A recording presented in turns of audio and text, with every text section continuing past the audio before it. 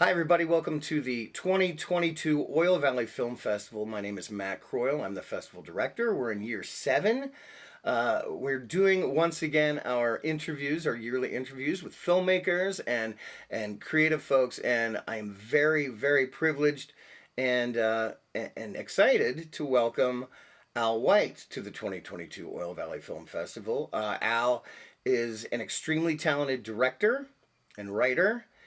We have screened Al's film Starfish right here a couple years ago at the Oil Valley Film Festival. Al is also the singer of the band Ghostlight and is a co-host of the podcast Geeks, the Geeks podcast. We are geeks. So again, it's our privilege to have you, Al. Hi, how are you? 7 years. 7 years we've been doing the film festival. Yeah, this is year 7 for us. That's amazing. Greater part of a decade. I know, and it's a lot of fun to try to do it here in a smaller kind of area. We're not in like a major metro area, so to bring films from around the world to Venango County, Pennsylvania it's a blast, and I absolutely love doing it. Those are the places when I've gone like festival to festival that I feel you have the best communities tend to be those communities because they're the ones who are just so passionate and just so excited to like have it. So it's fucking great. Particularly right now after the pandemic, I feel it's a real badge to say we're in our 7th. We're continuing with the festival is incredible. Well, it was weird to push through the festival because there's a lot of film festivals that didn't survive it, and that was a really strange thing for. A lot, not only the filmmakers, but the people that have put so much time and effort into presenting films to people, and so it was a hard time. So like we took on a digital aspect with our film festival for the first year of the pandemic, and we had no live in-person event, and then year 2 we did the. We kept the actual digital aspect of it. So we realized that there was a whole other audience out there that were willing to watch our movies from around the globe, from around the world, and we said, well, why aren't we, doing this anyway? Like, why isn't this part of the film festival?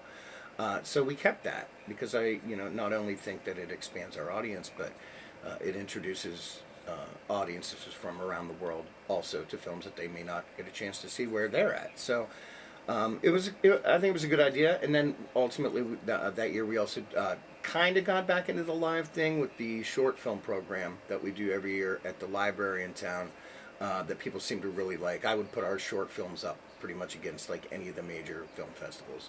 The quality and the storytelling is just amazing. But enough about that. Let's talk about you, man. I mean, like, thank you for taking some time to be part of the festival this year. Thank you for having me. Again, honestly, technically, again. So yeah. Well, I wish, I could obviously, hopefully one year when it's all in person or whatever, and I can come in person and we can do this kind of thing. Oh, that'd be great. I think people would really enjoy that. Rather than talking to start things off, I guess. Well, we've known each other online for quite a while, but tell the folks here a little bit about your background. Like, where are you from? Where did you grow up? At what point did kind of cinema as an art form grab a hold of you and make its mark on you? And what kind of drew you to that medium? Because you ultimately, as an artist, express yourself in multiple mediums. But what about cinema was something that, like, again, I mean, we can go back. Like, tell us about yourself and how that came about. I grew up in Cambridge in England. My accent is most people in America seem to think I'm Australian because I live in California so much. I have like a weird mix. But I've just been back to England, so I've topped up on my Englishness now, which is great. Very useful in LA. But yeah, I grew up there, and to be honest, I was just like, I'm one of those obnoxious people that ever since I could speak, I just wanted to direct films. That's all I've ever wanted to do. There's nothing else I wanted to do. But it's obviously, I grew up in an age where like film was prevalent rather than digital. Right. Same. And yeah, I was kind of cripplingly anxious and had a lot of I was very nervous as a teenager. So it was really hard to platform across into into film when you have to work with dozens of people, even at that age. It's like, okay, you gotta like command your ideas and translate and really be confident. So I really struggled with that. I did go to film school, but then I kind of branched into animation, and then I've been doing music my whole life. And my band we got the chance to support my favorite band in the world, Sparkle Horse, who are on our soundtrack for Starfish. So that kind of like took me off into, okay, well, this is easier. I can write music in my room and no one has to see me. That's perfect. I just go out with my friends and we play songs together. So I just went off into music for about 8 years, I guess. Before I met, I went to a film festival, Fright Fest in London, which is like the one in London, basically, for genre film and for horror. And I went there for like 20 years in a row. And one of the years, I went and saw Monsters, Gareth Edwards' movie. Great film. Oh my gosh, yeah. Yeah, it was one of those movies you're like, oh, this is, at that point at least, it was like, this is everything I want to make. Like, this is like, oh, damn, someone's made the film that I always wanted to make. And then I found out how he made it, which was incredibly inspiring. And it was just like 3 people pretty much on crew and like a couple of actors and done almost documentary style and sort of really sort of found in the editing room. They didn't have a script. They just had some, and it was very inspiring. I was like, you can make movies with your friends. Like, just go out. Well, yeah. It's amazing. But also just that thing of, and I love working with big crews. I think that's incredibly exciting in a whole different way. And film is a medium where you have to respect your peers and appreciate everyone coming together to make something really special. But personally, I love alternating between that and then doing something really, really tiny, with just yourself and a sound person and like an assistant or something like that, and just and so seeing his film was a real eye opener for me. And then I was doing some critic reviews at the time, so I tricked my way into a press junket to meet him. And, that's fantastic. I don't even remember how it happened, but he gave me his email address. We talked back and forth, and he really was the reason. He just was like, just go do it. And you'll find out pretty quick if you can do this or not. Go make a short film, and you'll find out if you can really do this. So I spent years away from film until that point, and then I went and kind of took a lot of the money I'd saved up and invested it in making my first short film. And I was lucky with it. I thought it was terrible. I did it and I was like, oh, I'm done. This is the end of this dream. But I was lucky enough to get in festivals with it. And then I just made like 3 more shorts in 2 years. And then, came to LA, and LA things happen as they tend to happen in their weird, wonderful, obnoxious ways. So the short film you're talking about's Beneath, am I correct?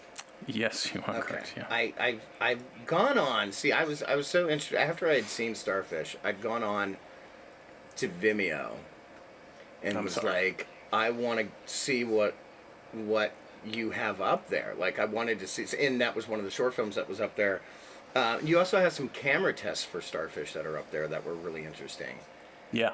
That's done with my best friend, who's an actor. She was great. She just let me kind of like say, now run for the ice. Now like do this.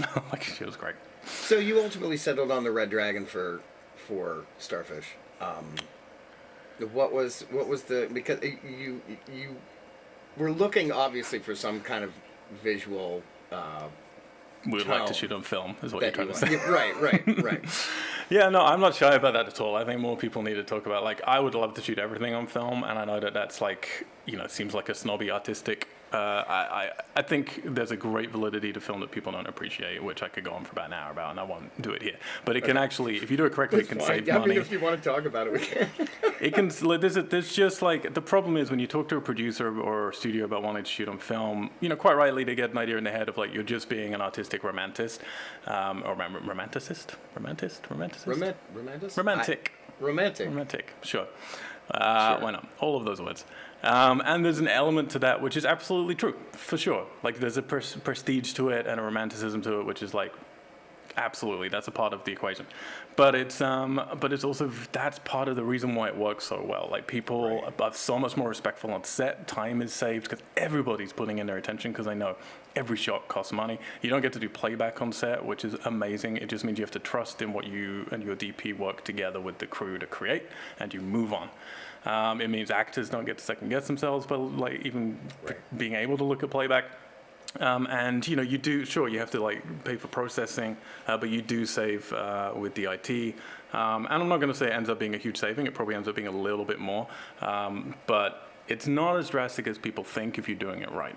And if you're looking at like what perf you're shooting on and stuff like that, you can really cut corners with film. And for me, it's a magical, like there's something to it, there is a texture to it. But with Starfish, yeah, it's like my first feature, couldn't possibly ask to shoot on film. Anytime you brought it up, you shot down. Right, yeah. So I'm one of those people, when I want to do something, I just invest the money in buying the equipment. So yeah, I bought the Red to do some shorts with when we knew we were going to be doing a feature. Fantastic to have that as a tool now. Like just, you know, in your arsenal, you have that. Well, I'm recording on it right now for this. So like you're really shooting on it right now? Oh, that's fantastic. Exactly. So it's just... You put my footage over here to shame that I can... I'll try to match I haven't used it in a while, so I probably set it up wildly wrong and it looks terrible. But for me, I was talking about this with someone yesterday, actually, where I said, like, if you're a writer... I was meeting with a writer I'm working with, and I said to him, the best thing about being a writer is you can be anywhere. Like, we were in a cafe, in a diner. And I was like, you can just, like, be on this napkin and just take this pen and just write the best thing you've ever written. You can go on your phone and just write any point. If you're a musician in a house that doesn't have an instrument, what are you doing? You're not giving yourself that conduit. And for me, it's the same with filmmaking. If you're a director and you don't have a camera in the house that you can just go and shoot with, and that could be a DSLR camera, it could be anything. Right, could be anything. But for me, it's constrictive. It's so constrictive. So I was just like, no, I need to have a camera where I know any day I wake up, I could go and shoot the best footage I've ever shot that day. And I could just go and make a feature that day if I want to. And that, for me, is just psychologically very important. So it takes a lot of pressure off you, too, and internal anxiety as far as, like, I have this option if I want to do it. I like that. Yeah, I always like that link, no matter how old you get or no matter how seasoned you get, like to be like, I can just go back to my student days and just call up a friend and say, hey, do you want to go and make something? And we can just do that today. Right. You know, that's inspiring to me. But we did I was just going to say, we did use a lot of film grain on stuff, just to be clear. We shot with Red, and then we worked very hard with an It looks fantastic. It's the first thing I noticed when I started watching it was it looks fantastic. You won't hear me say many things that I like about my work on that movie, but like, yeah, my DP and then the colorist, I think, is the most underappreciated art form in film. And Daniel Devu, who did ours, he worked up through Lars von Trier, so he was like very excited to take risks with us. Yeah. And we kept adding film grain. I was very like, I had to convince my DP by showing him actual film grain and then what I was doing with film grain, and he couldn't tell the difference at one point. So I was like, okay, then great. And then we had the grain really low in the coloring, and then I said to Daniel, like, I want to keep pushing it, and he's like, I don't think we can, it's going to be too obvious. So then I showed him like three clips from 3 films, and one was a ghost story, and I was like, look at the grain now. It's like, yeah, but they shot that on film. I was like, no, they didn't. That's all added later. And you can really push that grain if you know how to integrate it properly, and obviously it's not as good as film, but it looks great. Get it as close as possible.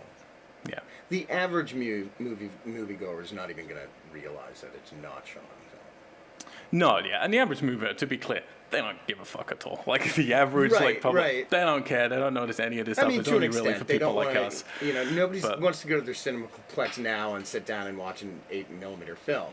And now, if you're going to some art house festival, that's a whole different story. You might notice Super 16 even has a flavor, but 35 and stuff like that, it's so similar to digital now. Like, and I'm actually really interested now in like the processes. I think Dune even did it, where you can revoice. You essentially sort of revoice your digital footage through celluloid. So you're essentially paying for one transfer to celluloid and then back to digital, which then embeds the grain in it, even though you didn't film it in. Right. With, you know, in film. I think there's a company in London that actually can just take your digital stuff and put it on 35 for like not a lot of money at all. It's really not that bad. Yeah. I think that's that's kind of a good stepping stone medium. Again, like film deals with light radically different, so it's always going to feel different like that. But it's the best way, I think, to just embed the grain straight in the digital image. We can just talk about this for now and not talk about anything. I know. Well, let's go back to you were talking about writing. So as a fellow writer, and it's something that I personally address in almost everything that I've ever written. And whether that's in the forefront of the piece or whether it's not in the forefront, in the background somewhere. But how important do you consider the human experience of loss? And we're probably going to get back into, obviously, Starfish here. of loss in the creation of something new. So, in a sense, we're in losing something, you're able to create something out of that loss. For example, again, too, it's one thing that all of us, no matter where we're from, no matter what we believe in, we all, as humans, have to experience. We're forced to experience loss and understanding our own mortality, and also accepting that everything and everyone around us is also very temporary. How, like I said, again, like how important is that? I think as artists to touch on. I mean, it's an incredibly deep question that, again, I think we could spend an hour on. I think we should just remind your audience right now that everybody's going to die. We should just like, this is really like the pick-me-up that people need. Right, the entire crowd here is probably going to be like, oh man, why are you guys talking about that? No, but I think, but for me, the positivity of life, the real way to connect to true joy is through that. Like, it is through an acceptance of these things that we try to ignore when we're being brought up. And I think, again, I'll try to like truncate my thoughts on this, but this is something I'm very passionate about, is because I think, whether they mean to or not, everything that we do in life, period, not just like creative things or writing or films, is trying to deal with that exactly. It's trying to deal with the fact that we're temporary, and no matter how much anyone might say, I know that there is this, or I know that there isn't this, or like whatever there might be, nobody actually knows. Just nobody knows. Right. And no one has ever known. And we're all struggling with that. And the biggest thing, that frustration that I find with humankind, is that if I could just tell us one thing, and myself as well, like, don't get me wrong, because everything in your sort of fiber fights some of this stuff, because it's terrifying. It's just like, it's okay to feel temporary, it's okay to feel completely lost, and it's okay to just feel insecure, because we do so many things because we feel insecure, to try and overcome that, to try and look like, we're confident, or we have a grip on what's going on, or we have a direction or a purpose or any of that stuff. And I dream of like an alien coming down and just saying, there's no purpose. Or there is a purpose, or whatever, just whatever they need to say, so we can go, oh good, now let's move on. And I think in film, everything is constantly dealing. You go and watch a movie that's just entertainment, like you go and watch like a Michael Bay movie, Right. Which is subjectively entertainment. But there's a couple Michael Bay movies that I have so much love for, and it's not embarrassing to me anymore. Yeah, no, it shouldn't be. And that's the thing. Is like, the majority of people want to go to cinema just to watch entertainment, and there's nothing wrong with that, because their lives are hard, and they just want to escape for 2 hours. Yeah, exactly. And there's nothing wrong with that at all. But even the conceit of that is still tied to what you're talking about. It's still about, we need to distract you from the fact that we don't know what's going on, we don't know why you're going through the things you're going through, don't know what the purpose is, and before you figure it out, you're gonna die. And so it's like, okay, well, look over here for a little bit. This is shiny. And then on the other side of that, you have really pretentious art house things, which are kind of go, let's talk about that and make you feel about it. At the end of the day, they're still not going to help you actually figure it out. But I think what's important is trying the way that they can help you feel less alone, and the way that they can help you feel connected better with what you need out of life. Because if you can just accept these things that you're saying, that you're talking about, then you can find your place in the universe. And I think that's, as hippie-ish as it is, I think that's the important journey that each person needs to be on, is like, how do you relate you on a minuscule level to everything that's going on, and feel at peace with that. For me, films are one of the best ways to do that, because it combines all of the art mediums. That's great. So Starfish itself deals with loss in a very direct way, but visually in an abstract way. For most viewers, I think. That's your way of saying, like, what's going on in this movie? Why couldn't you be bothered to write a story? Well, I'm assuming you consciously made the choice not to spoon feed your audience when it came to that, and that you kind of just wanted them to organically make themselves aware of their own empathy. What was the initial writing process like for you on Starfish when you started the script, and how did that kind of evolve from when you started the script into what the final screenplay was like?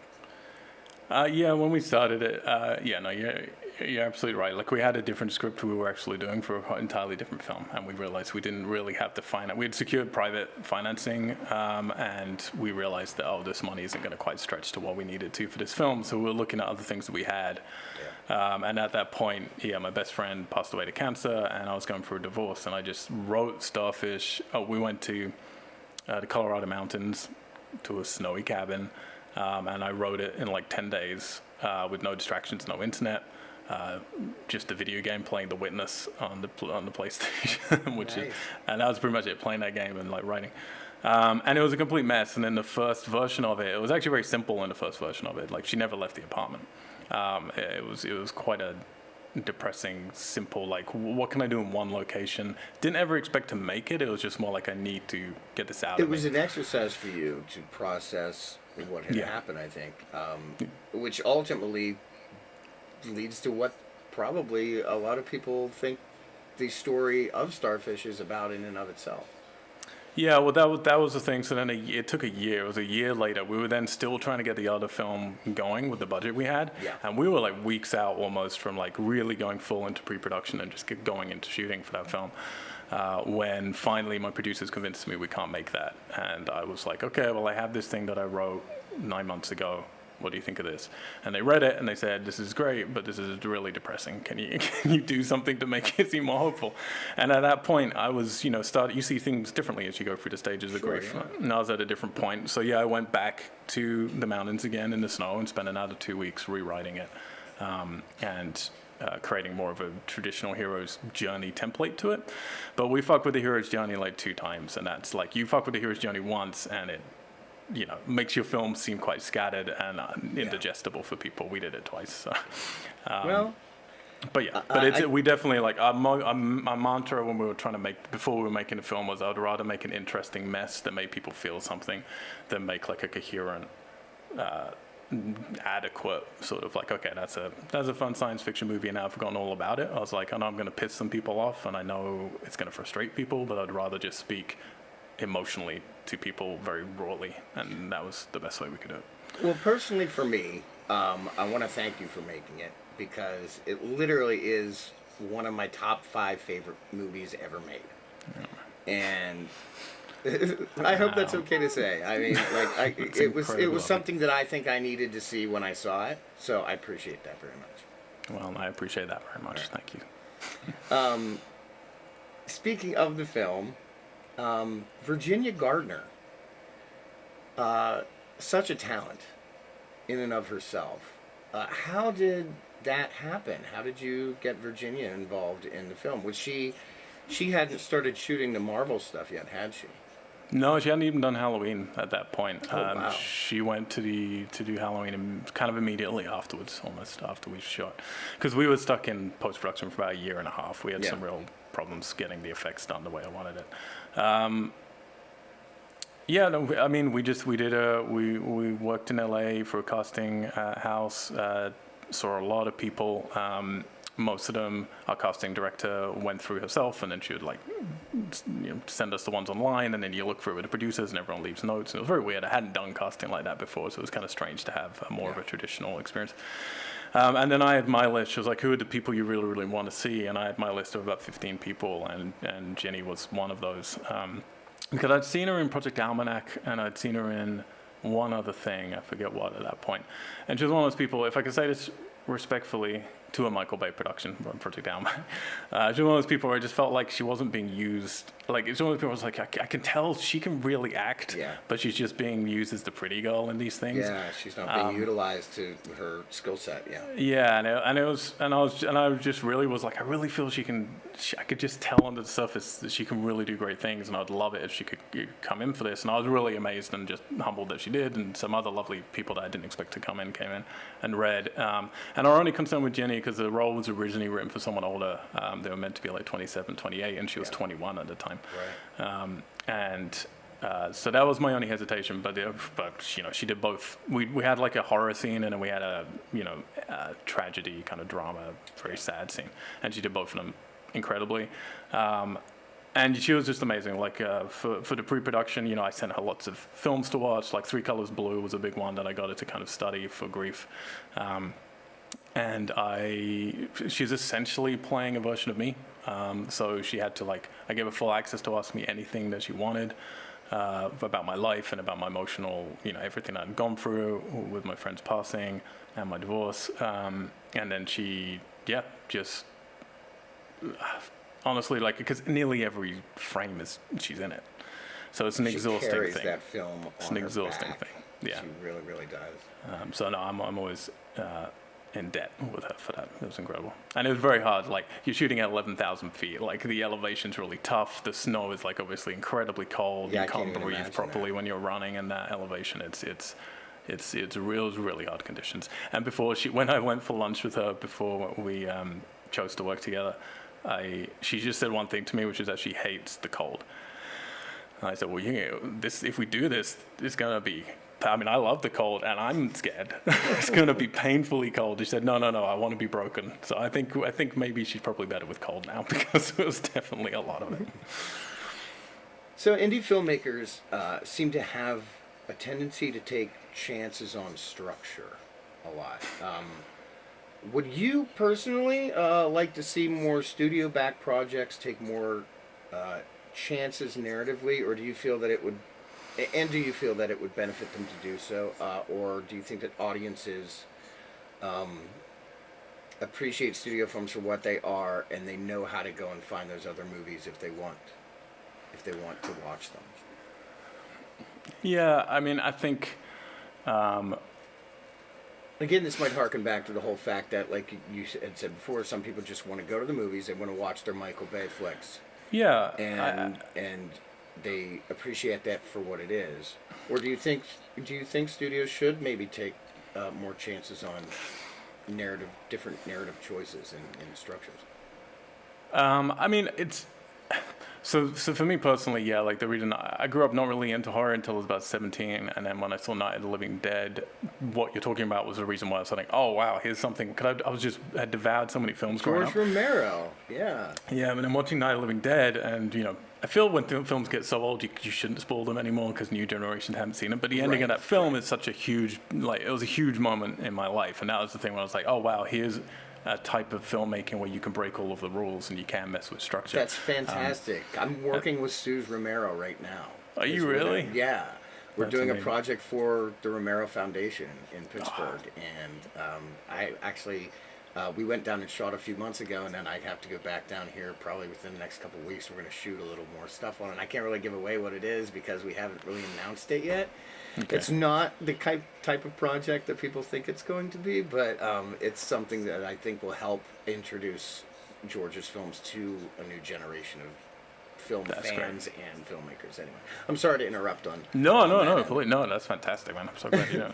But even for me, those are films where obviously it's of its time, and I think that's teenagers now could still watch the original Night of the Living Dead, as I did, because I was pretty much as detached, I think, from its film language and things, and that's what got me excited about exactly talking about breaking the rules, but also, like you're saying, there's a place for both, and I think obviously most filmmakers and that harmonious balance is what most people want to go for, and it's so rare that happens, but you have a film like Inception, which regardless of if you love that movie or not, it's a blockbuster movie that people could just go and watch as a blockbuster movie and turn your brain off. But if you want to, you could write an entire book about what you think. You could write an entire graduate thesis on what one was actually trying to do there, yeah.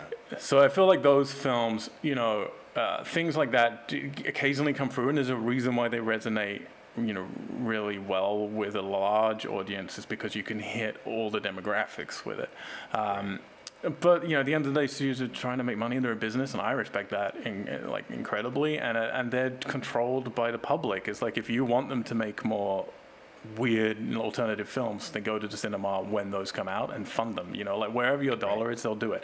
If Hollywood could make, I think there's some ego mixed in where they'd be reluctant, but if Hollywood could make, just $1 million movies or $5 million movies that were weird, and they made $1 billion like Endgame does, they would be over the moon, obviously. It's like, sure, we could make like smaller films that are weird, and people are going to see those, rather than us having to take huge, risk of investments of 500 million on some of these films when marketing's included, So I don't begrudge what they're doing. I do think, for me, yes, obviously, some risk I think is important to art, just because otherwise it gets tired and stale. But you have to also remember there are new generations coming around who haven't seen any of these things yet, any of these tropes yet. And I keep watching films at the moment where I'm just like, where people are really excited, because like, oh wow, this film's like so exciting, it's doing this thing. It's like, I've seen that 100 times. And then you have to realize, oh yeah, this is for a new generation who hasn't seen these movies yet. They don't know those tropes. So I think it's a balance, I think, even you look at the biggest franchises right now, like the MCU. I haven't gone to see Doctor Strange yet. I think I'm going later today. But these films do take risks. They're very formulaic, but they also do some weird, risky things. I'm really glad that Sam Raimi is back within the MCU in capacity that he's in, because I did see the film, and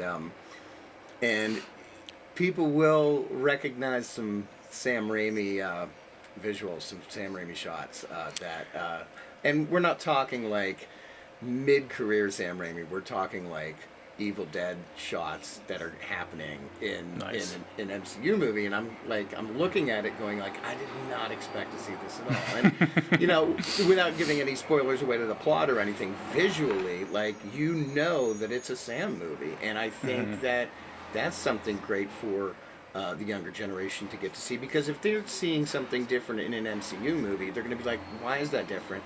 Who made that? Yeah. Did he do any other movies? Let me go back and watch some of his other stuff. So there is that kind of connection to kind of connect like legacy filmmakers to a newer generation, and this is one way that they're doing that, which is great. Yeah, and that I would say would be for me, what's more important is allowing the director to have, like you're saying, you can tell, there's some voice, there's some flavor from that director in the movies. Yeah. And, I'm an MCU fan, but like one of my biggest problems with them is, in order to create a coherent universe, they have to anesthetize their directors most of the time. You can normally, it's hard to tell who directed which one. Other than a Taika Waititi one, which you can definitely tell. Yeah. But it's like, sure, but like for the majority of it, and that keeps happening again and again, where it's like we need to rein these people in.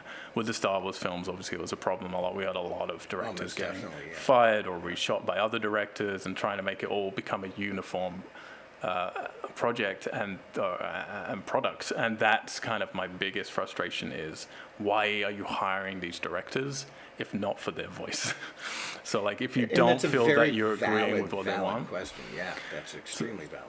So like, I feel you should only hire these people, and the problem is they get hired a lot to look good, or because they're cheap, or because they think they can manipulate them, or because they're like, yeah, here's a cool name that'll give us some indie cred or whatever. Right, yeah. But then they expect them to sort of do what they're told, and that's the thing that is more important to me. It's sure, some risk here and there would be great, but I appreciate they have to make a coherent product that doesn't scare people away. I would just like to at least see the directors have some flavor come across, So, like, what I love about you is the fact that this is kind of the stuff that you guys get into a lot on the Geeks podcast. You will go off for just ever on, like, I've listened to some episodes where I was cry laughing because you guys will just go off on a lot of this stuff, and I think people need to check out. You're obviously the podcast is still happening. Like, you guys do that still to this day. It hasn't. I mean, we did it for about 5 years. It hasn't for a while because of some COVID things and people shifting and moving and friendships fluxing and all that stuff. We're actually literally about to restart it. It's been a while, but we have a whole kind of new focus with it that I'm excited for. Where can people go and listen to that? It's still, it's on iTunes, it's on any podcast, it's on every channel pretty much, just called We Are Geeks, and you'll find us. And we've got just dozens of franchises that we've covered exhaustively. If you like to hear people talk for 2.5 hours about Halloween 5, then that's where you go.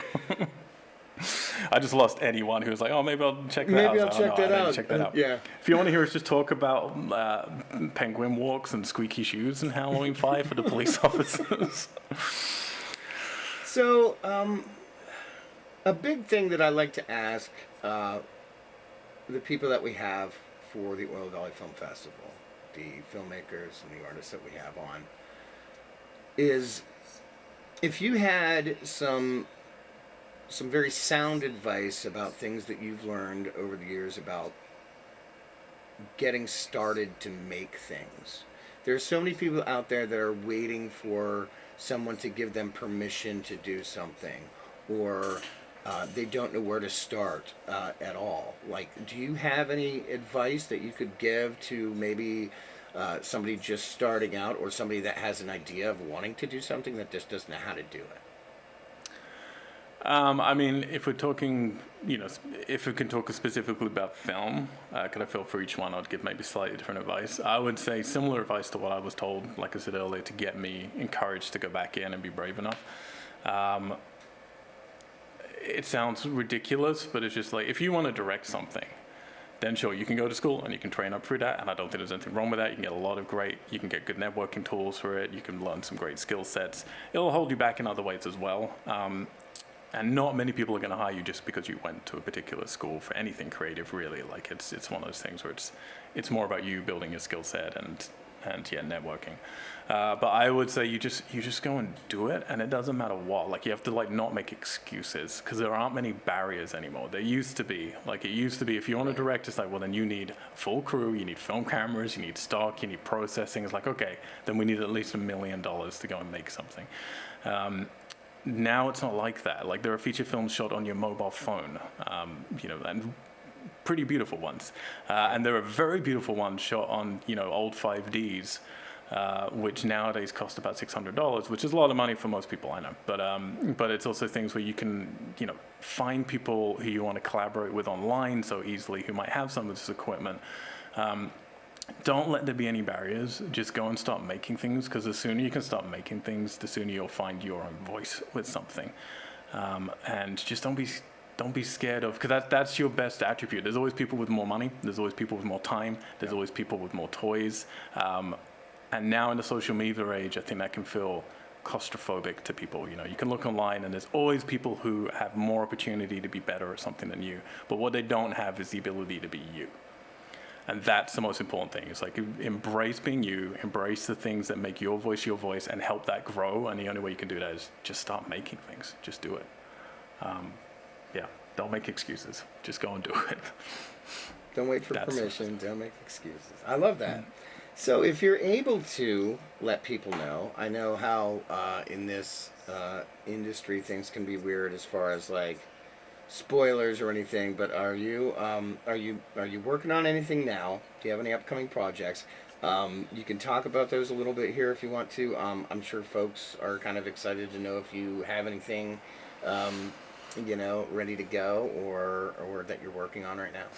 No, I'm mostly just working on Elden Ring at the moment, which is work of a different nature. It's me and Skyrim still to this day. Really? That's amazing. Oh yeah, I still play it. Oh boy, I love it. I'm not allowed to specifics on it, but I have 3 features which are happening until they're not happening, because that's how things are nowadays. So I don't want to jinx it. It's looking promising. One we're in actual active pre-production on that I didn't write, which I'm working as a director on with a great writer who I really love, which is definitely horror. There's a film which I have written, which I've been sort of working on and off for 4 years, and that's my most commercial thing. That is very horror as well, and that's kind of it's my It Follows, if you want. It's that kind of film. Oh, that's great. And then there is a smaller film which I'm just finishing the script on and I have some interest in, which is a little bit more expensive than Starfish, but it's in the smaller bracket, and that's to do with experiences I had when I was growing up, to do with how to truncate this sentence, seeing things in the future or things that are happening in other parts of the world, and talking to people who have these weird experiences, and I'm kind of excited for that one.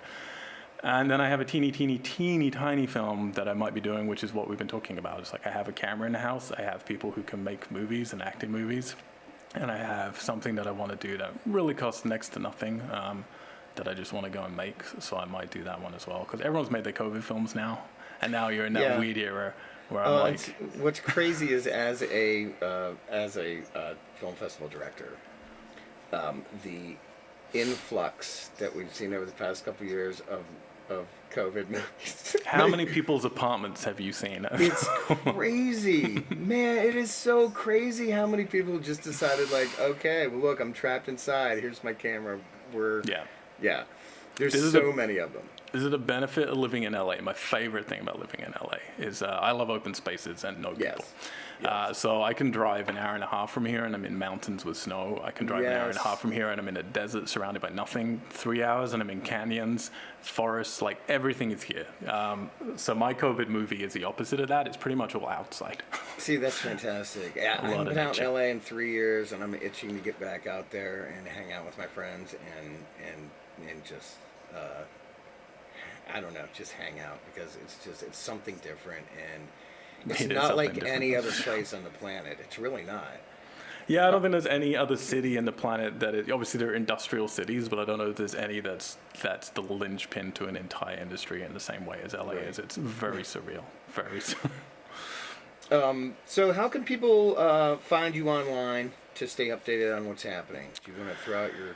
Yeah, I'm Mr. Al White on Twitter and Mr. Al White, just MR, on Instagram, which I haven't done in a while, but I'm also working on a photo book, so if you want to see some of my photos, photography, I do film, because that's cheaper. I can do 35mm photography. That's on my Instagram, and my Twitter is... I mean, I'm on Twitter quite a lot, I just don't post that much at the moment because it became... difficult. Yeah, it's going to be pretty interesting in the near future, I'm sure, as well. Yeah, we'll see. But thank you so much for being a part of the film festival Thank you. this year, and we hope to hear from you. And good luck with everything. Like this has just been really nice to sit down and talk a little bit, talk some shop. I hope, like again, congratulations, man, on 7 years, and I hope you exhaust yourself with 7 more. Thanks, Al. All right, thanks.